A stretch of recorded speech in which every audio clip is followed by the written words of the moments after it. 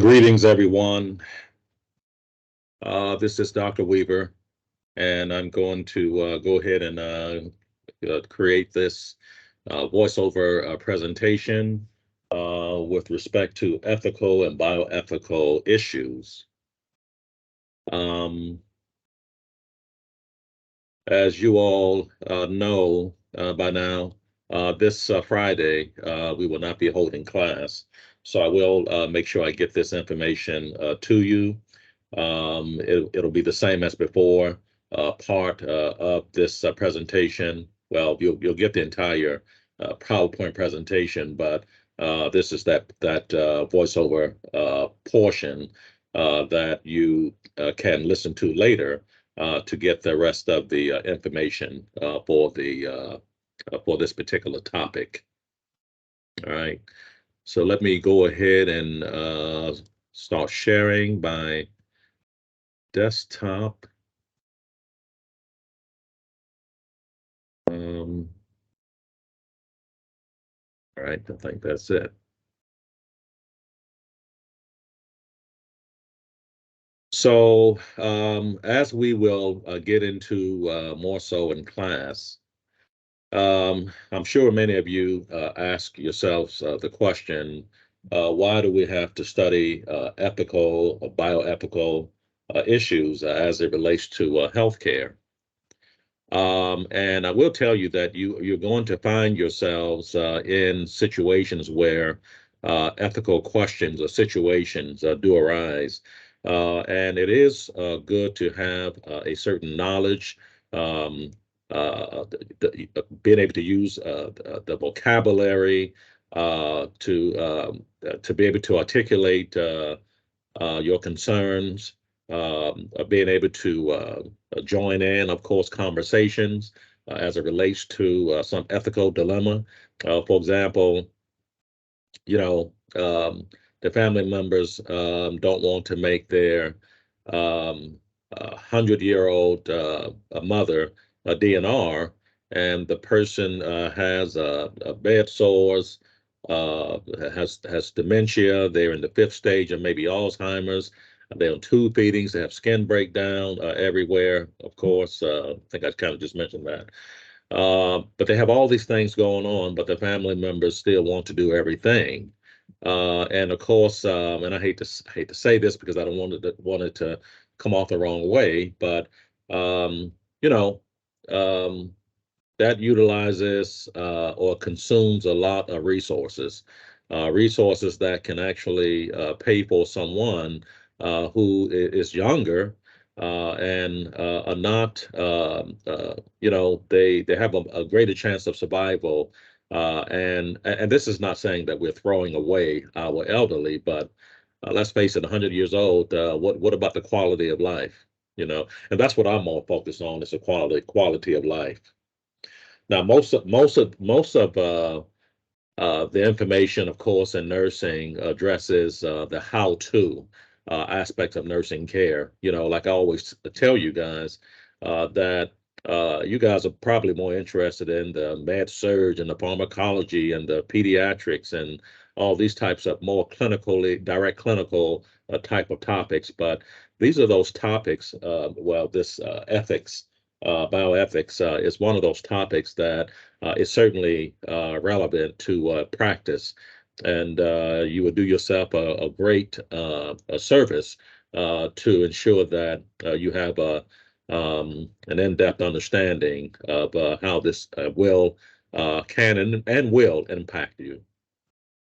Now, the scientific, of course, aspect of nursing care are rapidly evolving as a host of nurse researchers delve into questions about safe, competent, and therapeutic aspects of professional nursing care. And as quickly as nursing science produces new knowledge, how-to information is shared through journals, textbooks, and also internet sources. And so the scientific aspects of care evolve constantly through this, what we refer to as how-to research. That's pretty much a given.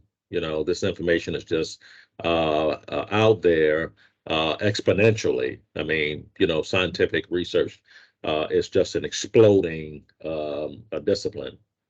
Now, a myriad of potential questions surpass this how-to body of knowledge that is inherent in the profession of nursing. Everywhere in today's healthcare delivery system are potential questions of another nature, the how should questions, which are challenging and sometimes evolve into ethical dilemmas. And so the how should questions it becomes also relevant, important, and something we have to really include in our discussions as it relates to patient care. That's kind of a prelude to this voiceover, but just to give you an idea, of how important it is that we focus on ethical situations as well. Now, here we talk about the rights of conscience. So, as a matter of civil rights afforded to all members of U.S. Society, we as healthcare professionals have been afforded rights of conscience to practice our own convictions about what is right and ethical care. And a great example of that is rights of conscience are relevant to the debate regarding abortions, euthanasia. I don't know about you guys, but and obviously it's your choice. But I can never be involved in that kind of nursing care, and we've been afforded that right, which I believe is more or less in question at this point. Not for me. I mean, I'm pretty sure how I feel about it. But abortions, euthanasia, it's just not for me. And I can't speak for you. You have to make that determination at some point. All right. Will it hold up? I mean, we do have situations where, nurses have refused to participate, let's say, in an abortion, especially on a mother and baby unit, maternity unit or what have you. And so, you know, it's real. Let me just say that. Now, professional nurses must be ready to take up the challenge of debating the matter whether or not the right to act according to conscience should continue to be a part of one's civil rights. And I hope it does. All right. I'm sure we can find people who are willing to, for example, the death penalty. I'm sure we have people in our society who's willing to press those buttons and administer those drugs, and so let them do what they do. But as far as I'm concerned, I just don't want any parts of that. All right. Now, doing so, of course, as far as the right to act according to conscience and whether it should be a part of our civil rights, requires a careful examination of right and wrong, the principles and motivations that govern actions and thoughts, and accountability for actions taken.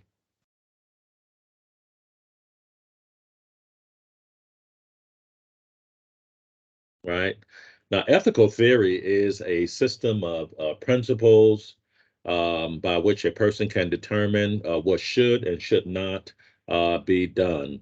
Now, although there are others, such as utilitarianism and deontology, which we'll go into I think on the next slide. These are theories that are most frequently cited in this Western part of the world as foundational for processing ethical dilemmas.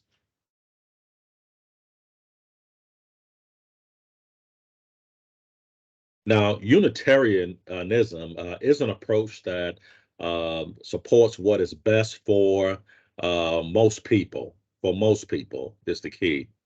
Now, this is rooted in the assumption that an action or practice is right if it leads to the greatest possible balance of good consequences, or to the least possible balance of bad consequences. right? So it's either the least bad, that can occur, or the greatest good for the populace. So an example is the utilitarian approach would be at work if the government made a decision to forego Medicare funding treatment for a particular population with terminal disease and redistribute funding to other Medicare eligible individuals with greater likelihood for longevity or quality of life. And that's something I just more or less mentioned earlier. I mean, do you continue to provide funds to someone whose quality of life is just no longer there, right? Versus someone who may have much more longer life to go. Maybe they're 40 years old, but they're on Medicare. Maybe they're disabled for whatever reason, but they have a greater quality of life. They may live longer, and so is that how we should distribute the monies? And this is an example of utilitarianism. Now, utilitarian ethics are noted to be the strongest approach used in bioethical decision making. So you'll see this approach used a whole lot more. All right. Now, an attempt is made to determine which actions will lead to the highest ratio of benefit to harm for all persons involved in the dilemma. And you guys will hear that a lot, that risk benefit ratio. All right. We acknowledge that there would be some harm, but what about that the highest benefit, greatest benefit that can be ascertained, if you will, kind of the key. Now, this other concept that I mentioned, deontology, is an approach that is rooted in the assumption that humans are rational, right? We are rational and act out of principles that are consistent and objective and compel us to do what is right. That is deontology.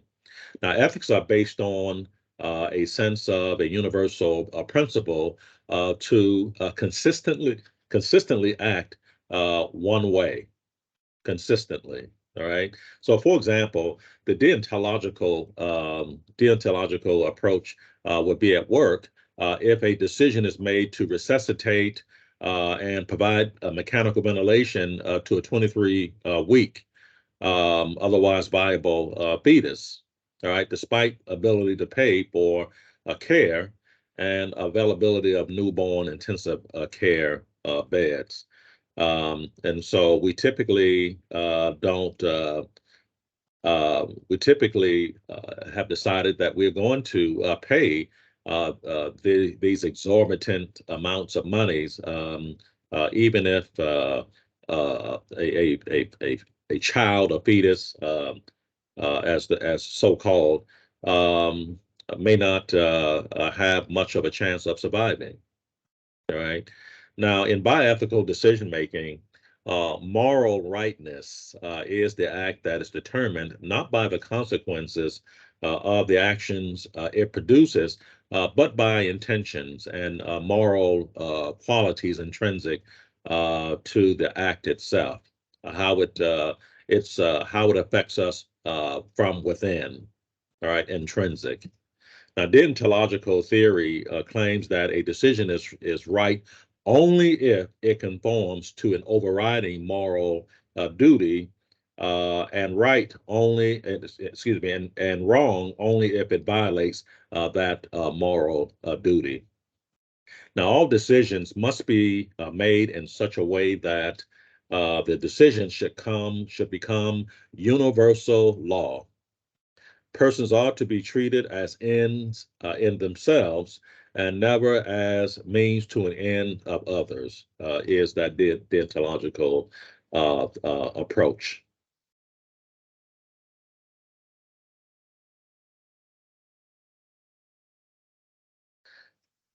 Perhaps most of the most the most useful tool for the morally mature professional nurse is a set of principles, standards, or truths on which to base ethical actions. Now, common ground must be established between the nurse and the patient and the family member, between also fellow nurses, between the nurse and other healthcare providers, and also between the nurse and other members of society. Now, such common ground can be established by adhering to a set of principles that can move everyone involved toward understanding and agreement.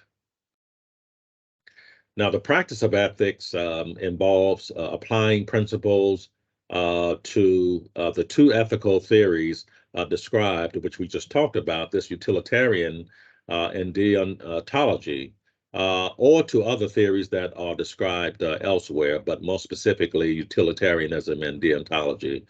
Now, principles can permit people to take a consistent position on specific or related issues.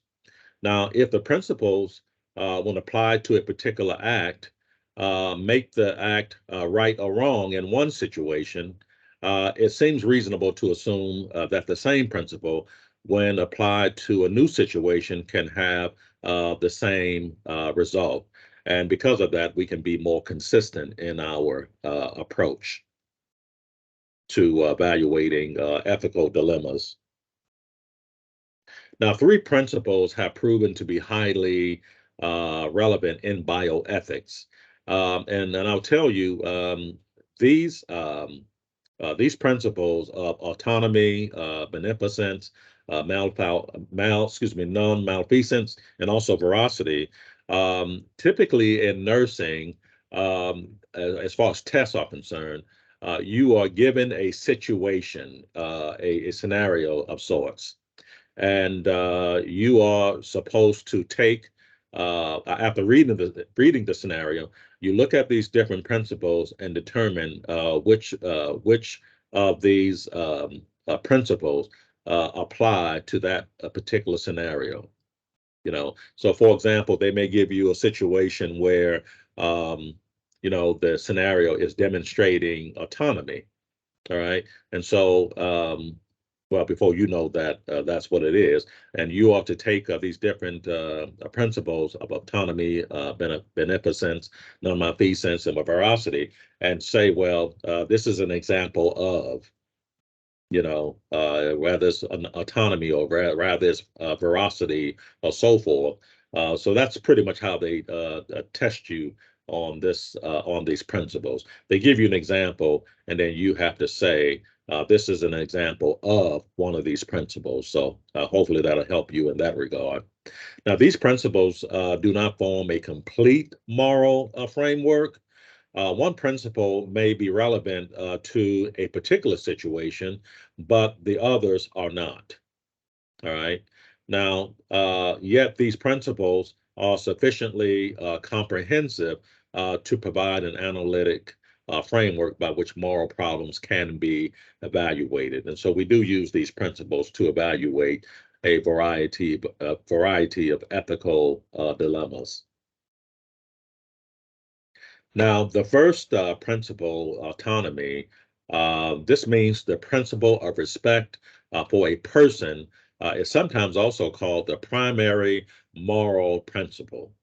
Now, this concept holds that humans have incalculable worth or moral dignity not possessed by other objects or creatures. There is unconditional, intrinsic value for everyone. All right. Now, people are free to form their own judgments and whatever actions they choose. They're self-determining agents, in other words, entitled to determine their own destiny. And you hear these key words, their own, intrinsic, right? Um, anyway, so there's a certain buzzwords, if you will, that you're probably hearing.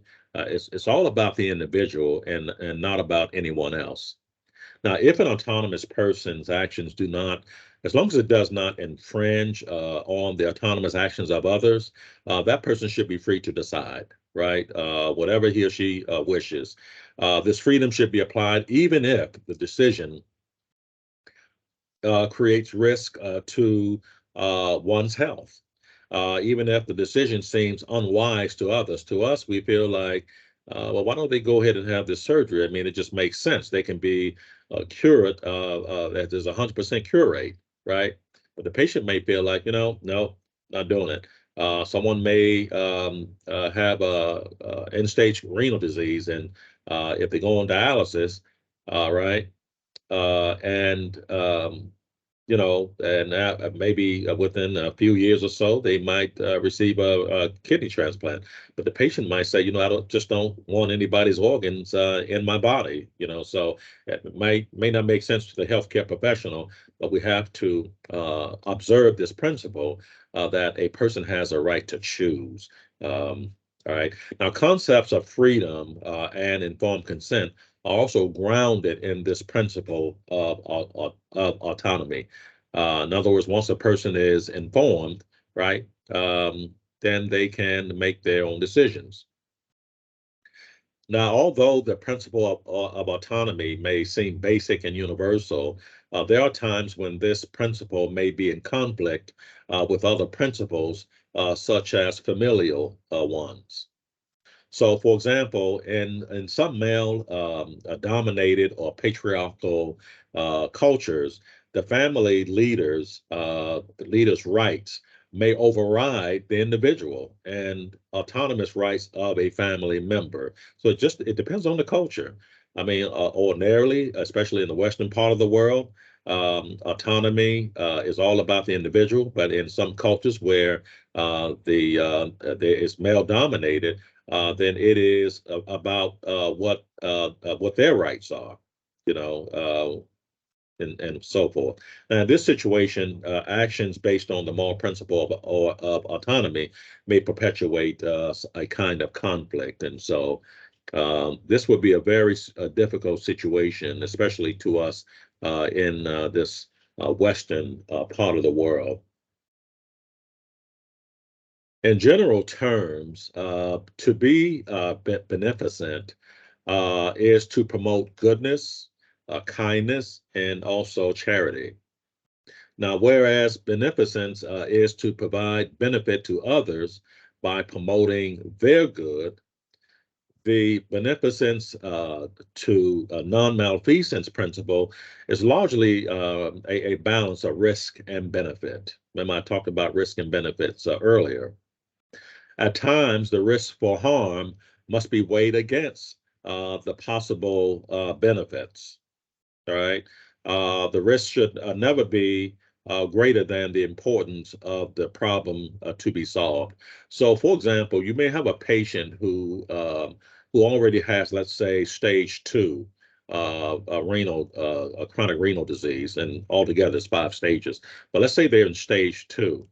Patient comes in with an AMI or an acute myocardial infarction, and and the patient has to go for a heart cath, which, as we know, they use contrast medium when they're doing heart caths. And so, if the patient doesn't have the procedure, then they're likely going to die, especially if one of their main arteries, coronary arteries, are blocked. And so, if they don't have this procedure, they are likely going to die, right? And so there's that part. But what about the other part that if they do have this procedure, contrast medium is nephrotoxic. It's very toxic to our kidneys. And of course, you run the risk of going from a stage 2 in straight way to a stage 5. And so you have to weigh that benefit, the risk, the risk or the harm involves possible increase in those stages of CKD, chronic kidney disease, versus the benefit of, well, I might still be around if I do allow this procedure. I might be on hemodialysis, but at least I'm still alive. And so these are those risks and benefits that is that the book refers to. Now, although it may seem natural to promote good at all times, the most common bioethical conflicts result from an imbalance between the demands of beneficence and those acts and decisions within the healthcare delivery system that might pose threats. Right? That's more or less what I just mentioned. So, for example, it is not always clearly evident that what is good and what is harmful. For example, is the resuscitation effort for an 80-year-old woman good or harmful to her overall sense of well-being? How much beneficence is there in supporting someone toward a peaceful death? Another question is, what is the balance between beneficence and non-malfeasance in an understaffed emergency department? Right? I can't see any kind of benefit of any sort to that. Is it better to do as much good as you can with the limited resources you have, or to refuse to assume care in an effort to prevent harm that can come from being understaffed? And so these are some of those questions that we have to ask ourselves as it relates to bioethical conflicts. Um, Sometimes not so straightforward, but this is what it is. Right. Now, different yet related principle is non-malfeasance. And this basically is the duty not to inflict harm on our patients. Now, in ethical terms, non-malfeasance is abstaining from injuring others and helping others further their own well-being by removing harm and eliminating threats.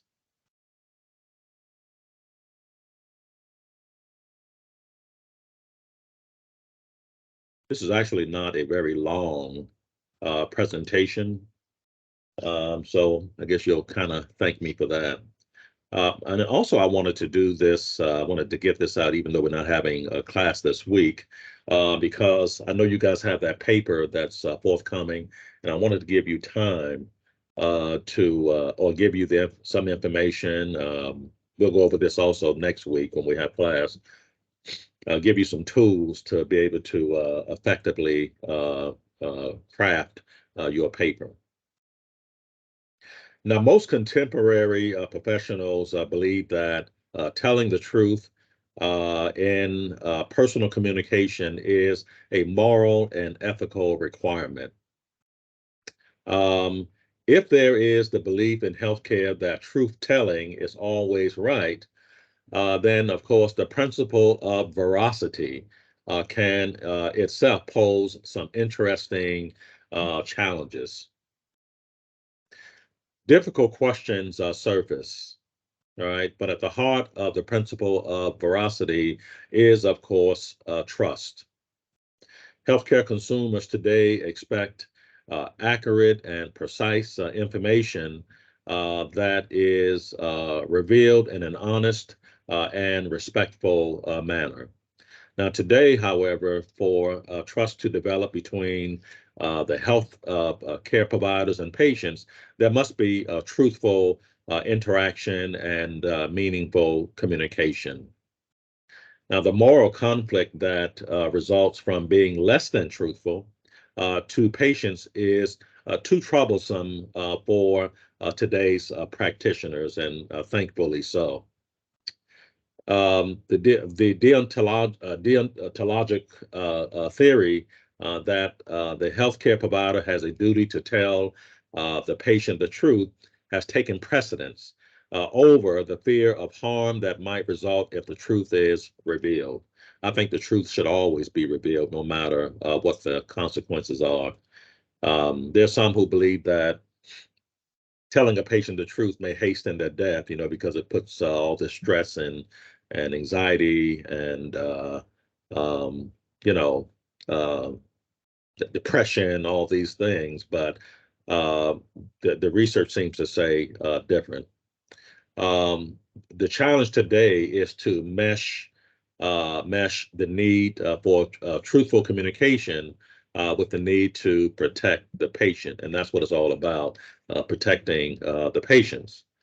Now, healthcare providers must lay aside fears that the truth will be harmful to patients and come to the realization or conclusion that more often than not, the truth can help alleviate anxiety.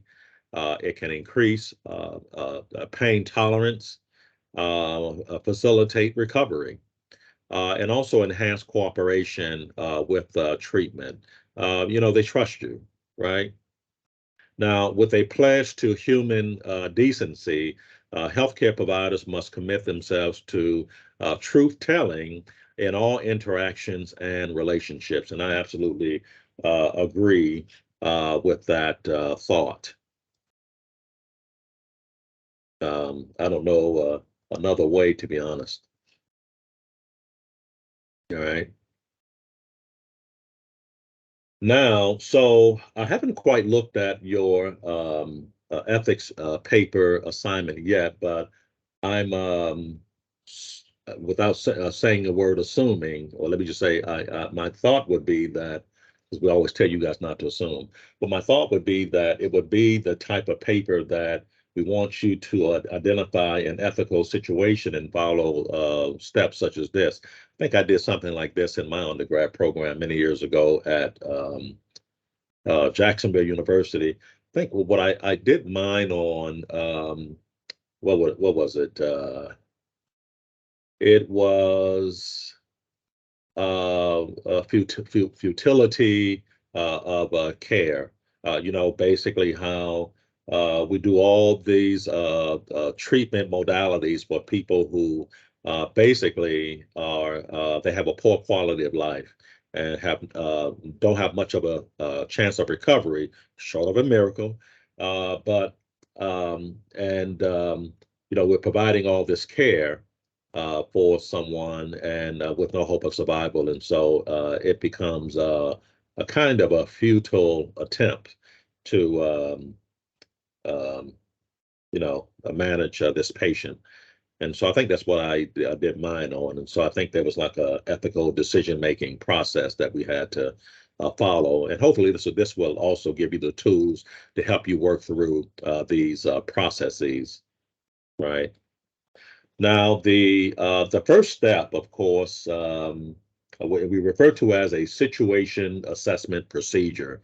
And so, anytime you are faced with an ethical decision, I want you to think about these steps. We'll talk about these in detail, but the first one is identify the ethical issue and problems. The next step is identify and analyze available alternatives for action, right? What are all the available alternatives out there once we recognize the problem? And then select one alternative. And then lastly, justify the selection. You have to justify why you selected a particular course of action. Now, so let's kind of dig a little deeper into this process of these steps. And one of the things I did not do, and let me show you that. Let me show you that early in the game here, just so you know what I'm doing. So we're talking about this ethical decision-making model, and so it's the situation assessment procedure, and we just talked about the first one, identify the ethical issues and problems, and so. Let's see. So this would be the first step in the process, and of course, it refers to some of the various questions that might be asked. So, for example, what are the reasonable possibilities for actions, and how do the different affected parties, be that the patient, family, physician, nurse, employer, want to resolve the problem?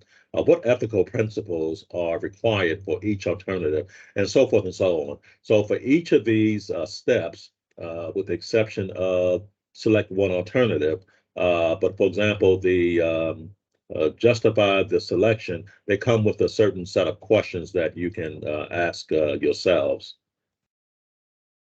All right. So, and I didn't put that all in my notes because I want you to refer to it when necessary, as you do as you study, do your reading. Right. Now, it says identify ethical issues and problems. This is the first step of assessment. And in this step, there is an attempt to find out the technical and scientific facts and the human dimensions of the situation. What are the human dimensions? It just talks about feelings, emotions, attitudes, and opinions. Now, a nurse must make an attempt to understand what values are inherent in the situation. Finally, the nurse must deliberately state the nature of the ethical dilemma. Now, this first step is important because the issues and problems to be addressed are often quite complex. And so, trying to understand the full picture of a situation is going to be time consuming, and it will require examination from many different perspectives. But it is worth the time and effort to understand an issue fully before moving forward in the assessment procedure. All right.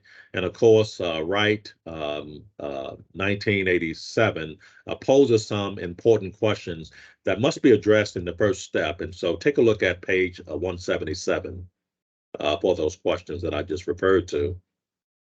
The second step is to identify and analyze available alternatives for action. You know, you just don't choose the first thought that comes to mind, but you'll look at a variety of actions that may be more beneficial to that particular patient.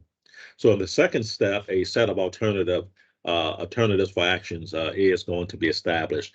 The second step is an important step to follow because actions are based most commonly on a nurse's personal value system. It is important to list all possible actions for a given situation, even actions that seem highly unlikely. Go ahead and list those too, because you never know. Those highly unlikely actions may be quite specific, individualized for that person. All right. Now, without a deliberate listing of possible alternatives, if we don't list these actions, it is very doubtful that the full consideration of all possible actions will take place. And of course, the patient, might lose out, and you may lose out on an opportunity to, really tailor your actions towards this patient-specific situation. And of course, for this step, Wright has several questions to ask yourselves, and that is also on page 177. The third step in this process is to select one alternative. So multiple factors come together in the third step. After identifying the issues and analyzing all possible alternatives, the skillful decision maker steps back. You step back and consider the situation again. You know, do your due diligence. Consider the situation again. Don't become overly confident. All right. A second look may reveal new information, more significant information that should be factored into the equation here. Now, there is an attempt to reflect on ethical theory and to mesh that thinking with the identified ethical principle for each alternative, that veracity and malfeasance and beneficence and so forth. And now the decision maker's value system is also applied along with an appraisal of the profession's values for care of others. A reasoned and purposeful decision results from the blending of all of these factors together. right? Now, the last step in this process is justify the selection. You have to justify why you selected a particular action.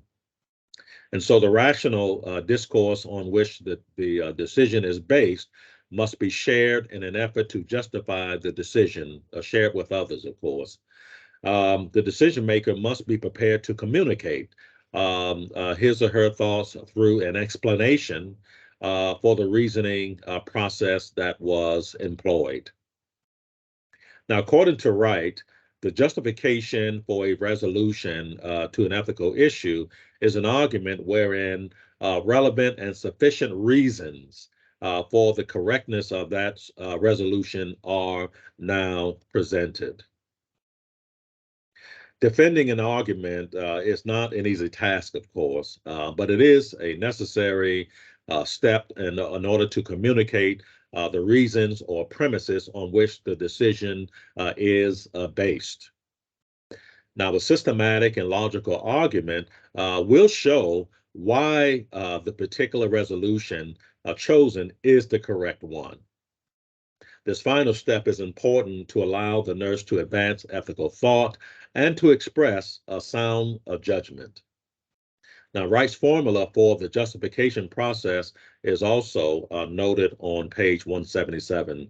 So take a look at those important questions that should be asked at this stage as well. Right? That lasted 41 minutes. So as I told you, it is not a long presentation, and so I'm sure you appreciate that, and I appreciate it probably even more. All right. Now, again, we will discuss the rest of this information in this chapter, I believe, let's see, not on the 10th because we're out, but on the 17th. And this will be just before the holiday. So anyway, thank you guys for tuning in. I will get this presentation over to you and look forward to having a deeper discussion with you as far as your presentations on next week. Thank you all.